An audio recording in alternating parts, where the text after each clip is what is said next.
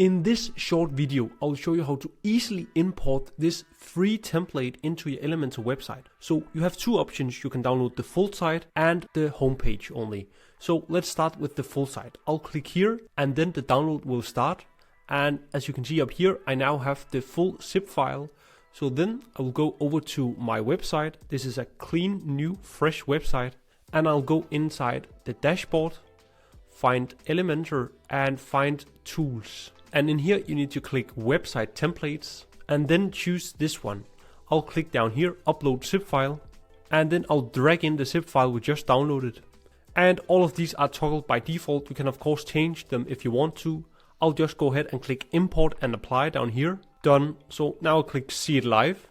And there you go. Now we have the entire template imported and ready to use. Alright, so how about the single page? If we go back here and click on this button, you can see it starts downloading a JSON file. So that's only the home page. If you only want to import the home page, you just click Pages and Add Page and just click Edit with Elementor.